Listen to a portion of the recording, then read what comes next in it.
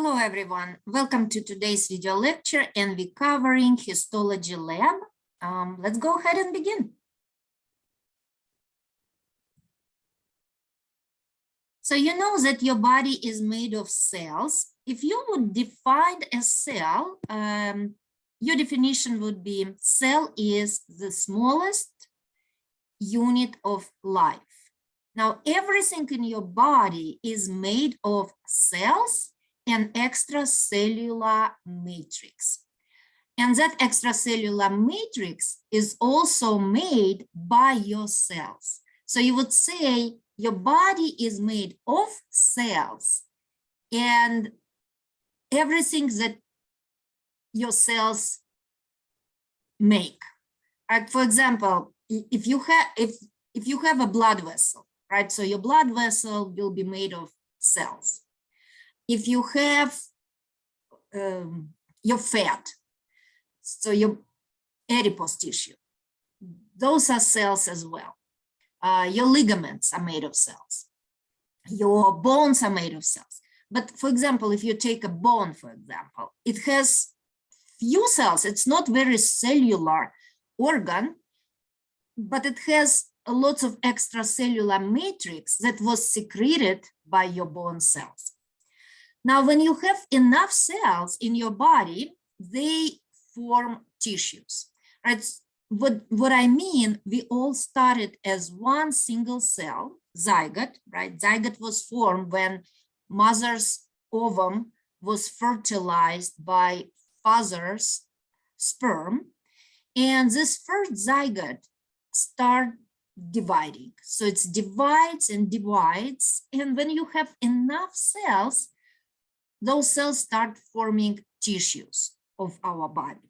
So to define tissue, we would say tissue is a group of similar cells that perform common function.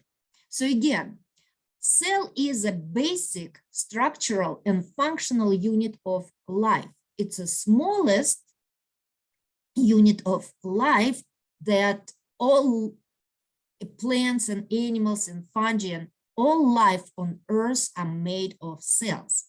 Now, group of similar cells with common function make tissues. Now, human body is made of 4 major tissue types: epithelial tissue, connective tissue, muscle tissue, and nervous tissue. And then you divide those larger groups into smaller. All right, so we're going to start with epithelial tissue over here. And this first slide shows you simple squamous epithelium. Now, what this name means, it means morphology of a tissue. Simple means that you have one layer of cells, like shown over here. So we have this purple part is called basement membrane, and this is extracellular stuff, extracellular matrix. So we have basement membrane, and on the top of this basement membrane, you have one layer of cells. That's why you call it simple. Then you look at shape of a cell, and this cell is flat. In anatomy, flat, we use word squamous for flat shape.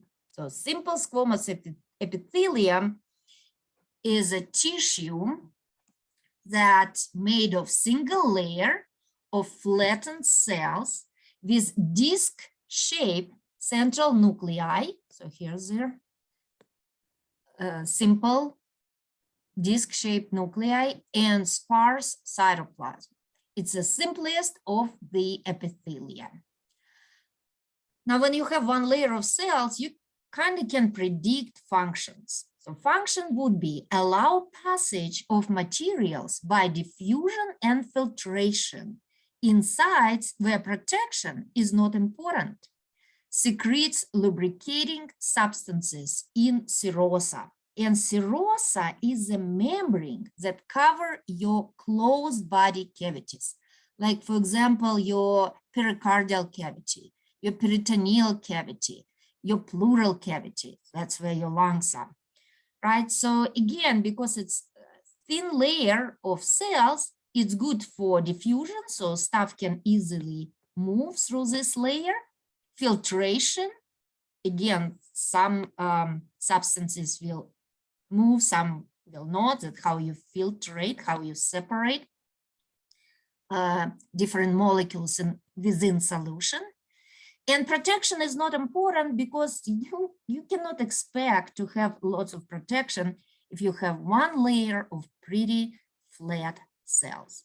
Now, where would you find it? Well, you would find it in organs that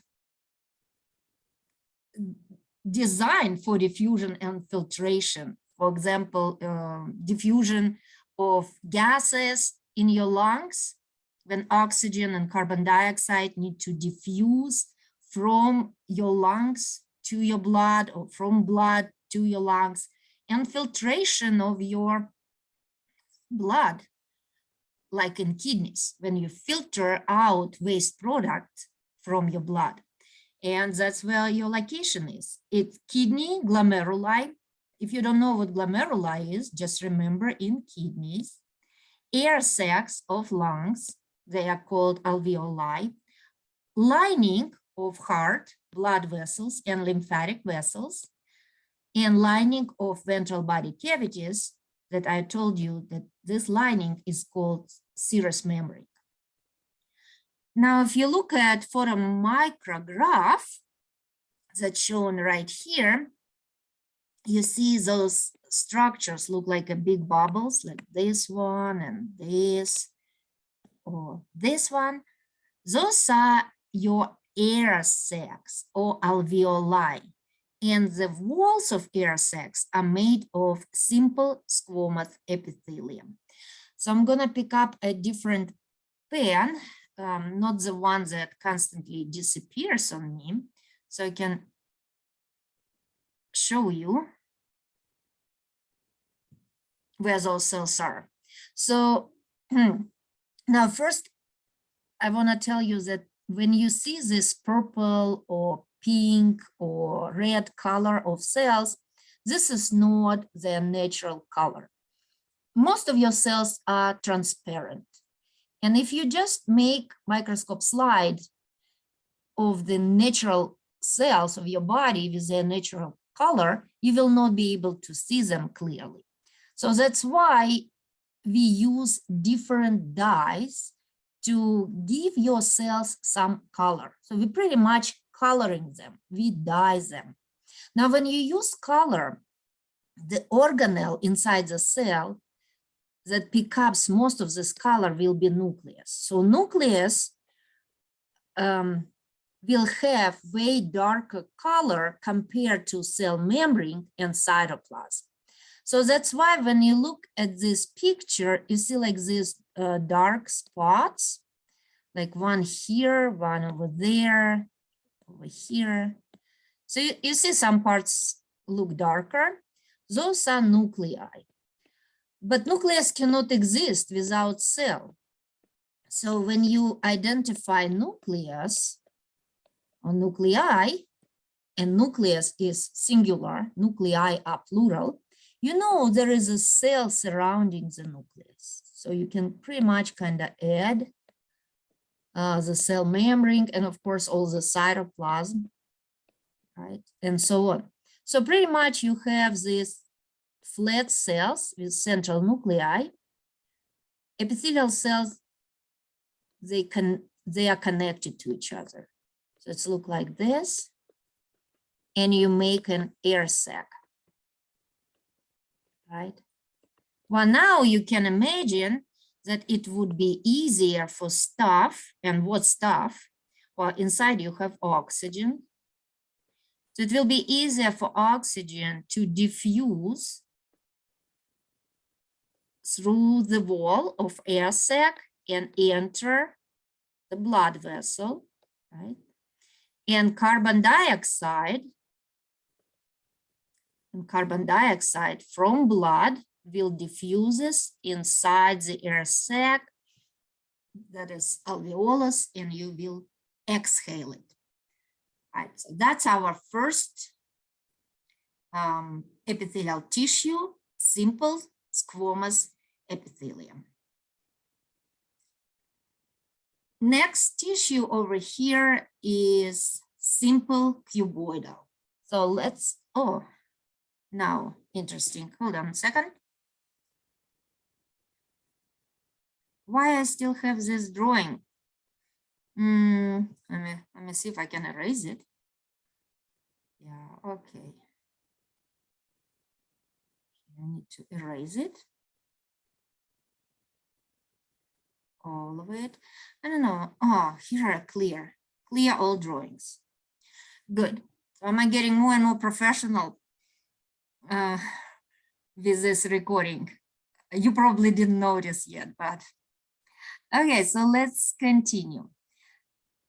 Now we are in a simple cuboidal. So let's see what this simple cuboidal means. So simple again means that you have one layer of cells. So here's your one layer. So again, this purple part is extracellular matrix, extracellular stuff made of some fluids, proteins, fibers. Proteins are fibers, and it's called basement membrane. Epithelial tissue always sits on basement membrane, and below epithelial tissue, you have connective tissue. So again, we have one layer of cells, but this time cells are cuboidal, so they're not squamous. So this is squamous cell, and this is cuboidal cell. So single layer of cube-like cells with large spherical central nuclei. So you can see this nuclei inside. The function is secretion and absorption. Secretion means your cells will make some product inside and will secrete it out. And absorption means that, you know, those cells will absorb stuff inside the cytoplasm. Location would be kidney again. So we have, so for kidney, you have simple squamous because one of the function of your kidney is filtration. And for filtration, simple squamous is a good epithelium. But kidneys also secrete and reabsorb stuff. So they do both secretion and absorption. That's why cuboidal is a good epithelium. So kidney tubules, kidney ducts, secretory portion of small glands. You know, lots of glands are made of simple cuboidal epithelium, and surface of the ovary. Right, so this this picture, I have no idea. This looks like kidney, right? So kidney, ureter, and urinary bladder, and urethra. So that's referring to kidneys. Now let's look at photomicrograph. And again, it's this pink color means you looking at cells that were died. You can see nicely those nuclei. So let me just do this right here. Here's one nucleus, here's another nucleus. Here's a nucleus. And we know we cannot have cell without nucleus. So that means, we cannot have nucleus without cell. By the way, some cells do not have nuclei. Now, in this area, you do not see nucleus. Probably how this, slide was made. So, for example, if you have this cuboidal cell, right, and nucleus is maybe right here, and you make a cut when you made slide right there, and you're looking at this part, you might not see nucleus, but nucleus is present in those cells. So you can just imagine it there and edit. And cell cytoplasm surrounds the nucleus. this darker line is our basement membrane. And here you have your one layer of cuboidal cells. So the same over here. So again, you don't see nucleus in this cell or that cell, but using your knowledge of cell anatomy, you know that human cells are eukaryotic and they do have nucleus. So here's our another tube made of cells, and walls of those tubes are made of simple cuboidal epithelium.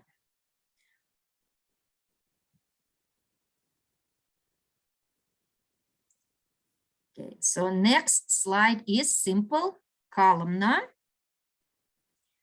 Same principle. Simple means you have one layer of cells, right? So here's your basement membrane shown in a purple color. But cells now are columnars. So we have squamous cells, we have cuboidal cells, and we have columnar cells that look like columns. So those cells are columnar. Single layer of tall cells with round or oval nuclei. Some cells can bear cilia. So sometimes you will see like a cilia on the top. Layer may contain mucus secreting unicellular glands called goblet cells. So sometimes you have a cell here that will look a little bit different. And this cell will secrete mucus. Now, function would be absorption, secretion of mucus, enzymes, and other substances. Ciliated type propels mucus or reproductive cells by ciliary action. So if you have this cilia, then we can move stuff across the surface. Location. Non-ciliated type lines most of the digestive tract, stomach to anal canal, because this is where you need absorption.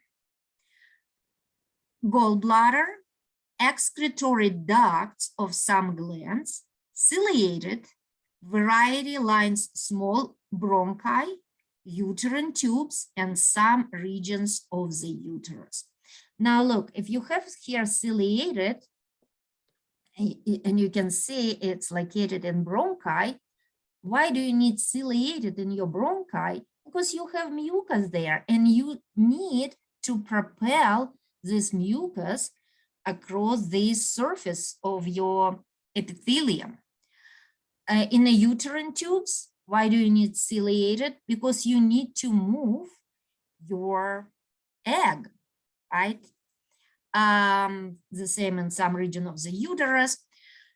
But you do not have ciliated in your digestive tract because it's pretty harsh environment for this very sensitive cilia. You have digestive enzymes in your stomach, you have acid, you have your chyme that is partially digested food. All those substances could damage that cilia. That's why you will not find ciliated in your digestive tract. It just does not fit to that location. So structure does not fit the function.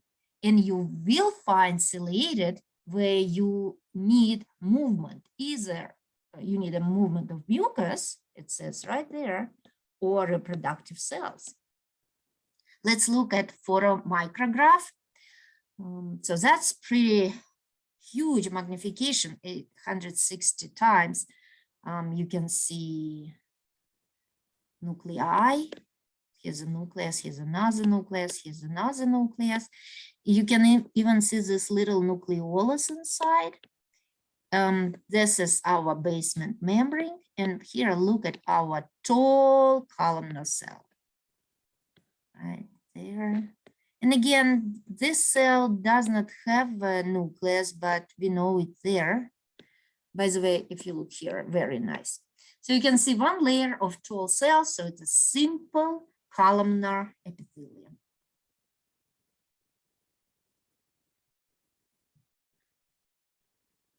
Pseudostratified columnar epithelium. What kind of tissue is that? Well, the one word is familiar. It's a columnar. At least you know that cell's gonna be tall. Pseudo means false.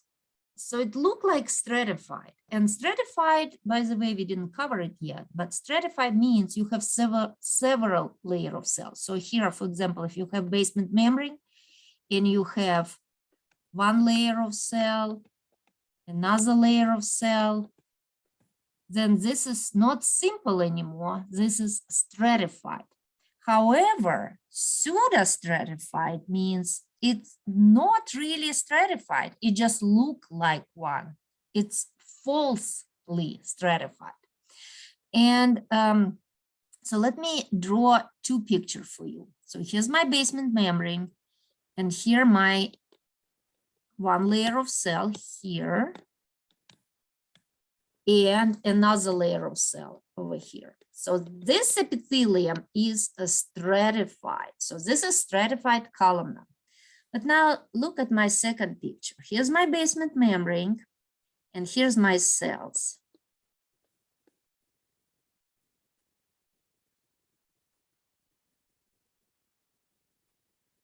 Like this. Now,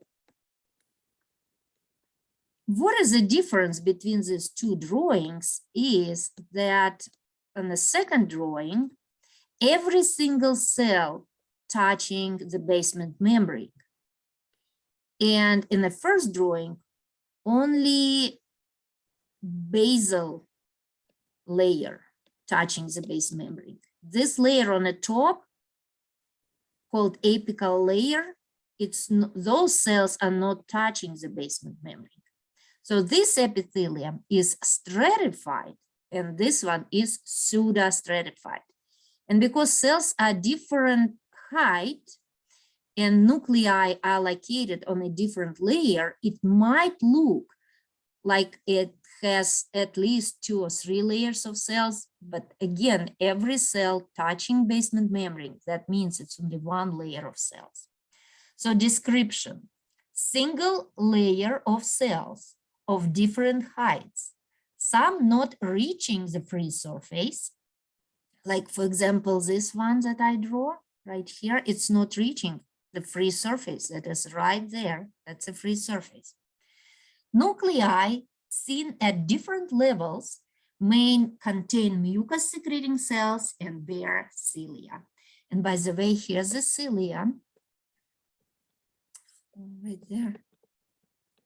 And cilia is hair-like projections that function in movement. Cilia can move entire cell, but not in human body. In human bodies, is when cilia beats, it moves substances like mucus across the surface of the cells. So function, secretion, particularly of mucus, propulsion of mucus by ciliary action, and location. Non-ciliated type in males, sperm carrying duct and ducts of large glands. Ciliated variety lines the trachea, most of the upper respiratory tract.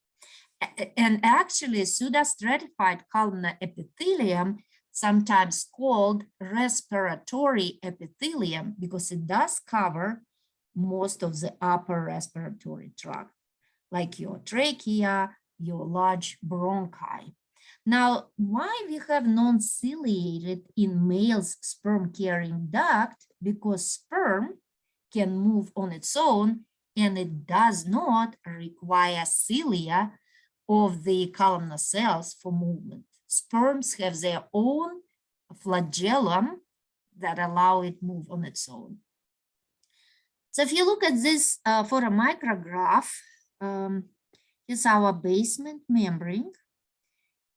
And then you see lots of nuclei over here. So definitely looks like you have, well, at least 2 or 3 layers of cells, but yeah, that's not the case. And even you can see, how the cells exactly are located. You should know that each cell touching this basement membrane, and some cells do not reach the surface. So on a histology slide, it's sometimes very difficult to see where one cell is, where another cell is. So you just need to use your knowledge and refer to my drawing over here if you want to describe a structure. And also remember, in human body, we don't really have lots of epithelia that is stratified rather than stratified squamous. We do have stratified columnar and we do have stratified cuboidal, but they are usually only 2 layers cells, or only, top layer is columnar. So for example, you would have epithelium like this. So first layer is cuboidal, and the second layer columnar. But when you classify the epithelium, you're only looking at top layer, and there's going to be a stratified columnar. So it's 2 layers. I don't even think we have more than 2 layers. So if it looks stratified and columnar, then most likely it's pseudo-stratified columnar.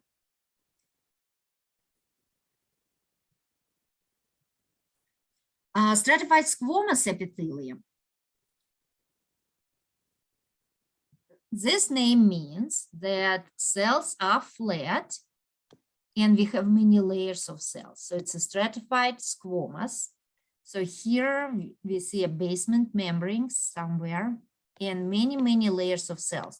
And by the way, the basal layer, this first one shown in purple, very often it's cuboidal cells. But when you classify epithelium, you don't really care about shape of the cells that close to the basement membrane. So here, if you have basement membrane, you don't even worry about what shape those cells are. You're only looking at the apical surface. Now, another thing I want to mention, you see these dark lines here? Those are not cells. Those are nuclei. Remember, I told you when you dye a cell, nucleus gonna pick up most of the color. So you see nuclei and all this pink stuff around them, those are the cell membrane. Epithelial cells cannot be so far away from each other. So if you imagine that this is a cell and this is another cell, you would say like, look, there is a distance between them. This cannot happen for epithelial cells. Epithelial cells, they have junctions between them. They all connect to each other. So instead of seeing layer like this, you only see nuclei. So here nucleus, you see nucleus, nucleus, and nucleus, and then you have like some pink stuff in between. Do not assume that this dark spot is your cell and we have spaces between. Right, so all these nuclei that you see, you have cell membrane surrounding them. So description: thick membrane composed of several cell layers. Basal cells are cuboidal or columnar and metabolically active. Metabolically active means they synthesize and break down lots of molecules. So they perform lots of chemical reaction, because metabolism is all chemical reactions within your body and within your cells. Surface cells are flattened, squamous.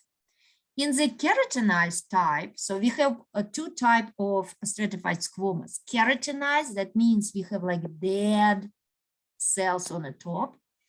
In the keratinized type, the surface cells are full of keratin and dead. Basal cells are active in mitosis and produce the cells of the more superficial layers. So basal cells are those shown in purple color, and apical cells are on the top of this layer.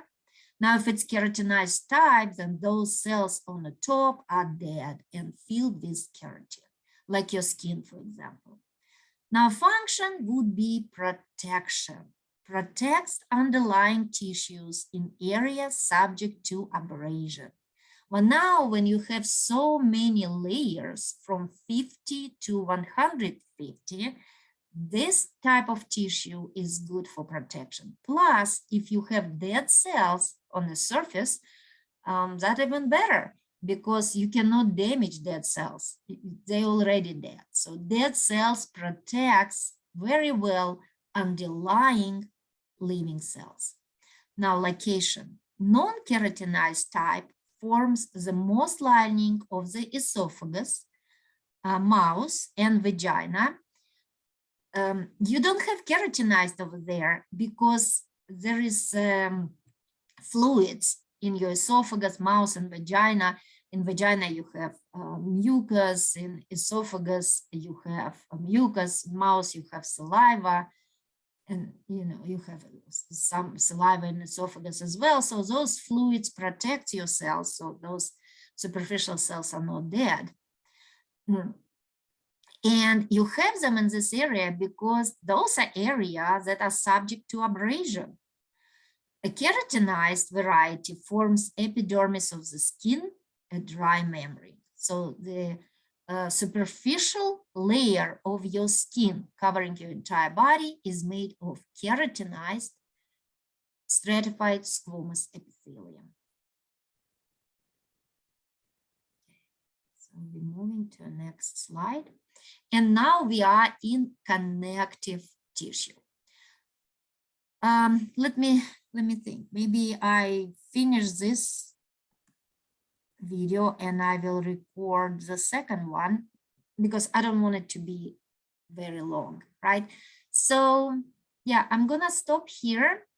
So I covered not all type of epithelial tissue, but most common in human body.